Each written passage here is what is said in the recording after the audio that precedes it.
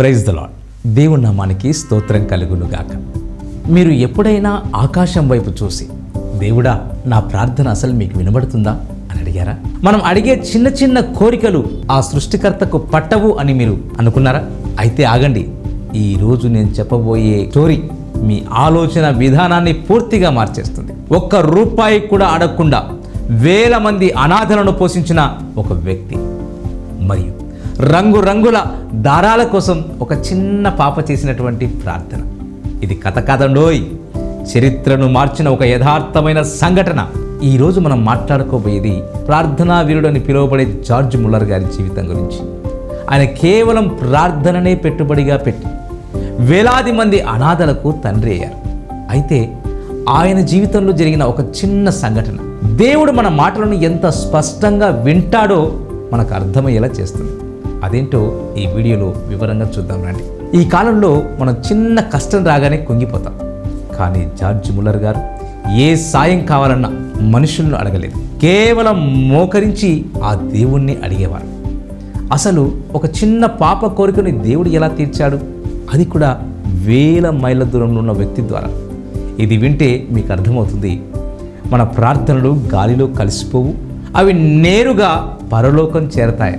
అదేంటో ఇప్పుడు చూద్దాం. జార్జ్ ముల్లర్ గారు వేల మంది అనాథ పిల్లల కోసం ఆశ్రమాలను నడిపేవారు. ఆయన దగ్గర డబ్బు లేకపోయినా ప్రార్థన ద్వారా దేవుని నుండి సమాధానం పొందేవారు.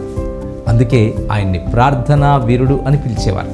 ఒకరోజు ముల్లర్ గారి స్నేహితుని కుమార్తె ఆయన దగ్గరకు వచ్చి ఒక చిన్న సందేహం అడిగింది. అంకుల్, మీ ప్రార్థనలకు దేవుడు జవాబిస్తాడు కదా, మరి నా ప్రార్థనలకు కూడా దేవుడు జవాబిస్తాడా అని అమాయకంగా పాప అడిగింది. అప్పుడు ముల్లర్ గారు నవ్వుతూ, తప్పకుండా ఇస్తాడు తల్లి, నీకేం కావాలడుగు అన్నారు. అప్పుడు ఆ చిన్నారి ఈ విధంగా అడిగింది, నాకు అమ్మల అల్లికలు నేర్చుకోవాలని ఉంది అంకుల్, నాకు రంగురంగుల ఊళ్ళు దారాలు కావాలి అని చెప్పింది. వెంటనే ముల్లర్ గారు ముగ్ధులై ఆ పాపతో కలిసి వెంటనే మోకరించి ప్రార్థన చేశారు. ఆ పాప కూడా ప్రతిరోజు తన చిన్న చిన్న మాటలతో అదే విషయాన్ని అడుగుతూ ప్రార్థించింది. కానీ ఇక్కడే ఒక ట్విస్ట్ ఉంది. 2-3 రోజులు గడిచినా ఏమీ జరగలేదు.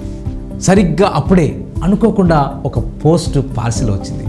అది ఎక్కడి నుంచి వచ్చిందో తెలుసా? వేరే దేశంలో ఉన్న ఆ పాప ఆంటీ దగ్గర నుండి. ఆ ఆంటీకి ఆ పాప ప్రార్థన విషయం అస్సలు తెలియదు, కానీ తన మనసులో ఏదో ప్రేరణ కలిగి ఆ పాప కోసం రంగురంగుల ఊలుదారపు ఉండలను పంపించింది. ఆ పార్సిల్ చూసిన ఆ పాప ఆనందానికి అవధులే. ప్రార్థనే తన జీవము అని ఆ చిన్నారి గుండెల్లో బలంగా నాటుకుపోయింది. ప్రేమైన దేవుని బిడ్డలారా, ఈ స్టోరీలో మనం నేర్చుకోవాల్సింది ఒకటే, దేవుడు మన హృదయాలను చూస్తాడు.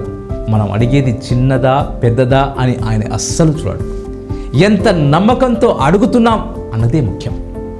నా నామమున మీరు నన్నేమి అడిగినను దాన్ని నేను చేస్తాను అని యోహాను సువార్త 14:14 చెప్పబడినటువంటి మాట అక్షర సత్యం. మీకేం కావాలో స్పష్టంగా అడగండి, నమ్మకంతో వేచి చూడండి, అద్భుతం ఖచ్చితంగా జరుగుతుంది. ఈ వీడియో మీకు నచ్చినట్లయితే, ఆ చిన్న పాప నమ్మకం మీకు స్ఫూర్తినిచ్చినట్లయితే వెంటనే ఈ వీడియోను లైక్ చేయండి.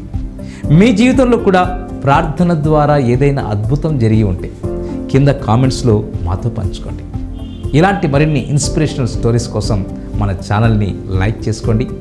మళ్ళీ మరో పవర్ఫుల్ వీడియోతో మనం కలుద్దాం. Thank you. దేవుడు మిమ్మల్ని బహుగా దీవించునుగాక. ఆమేన్.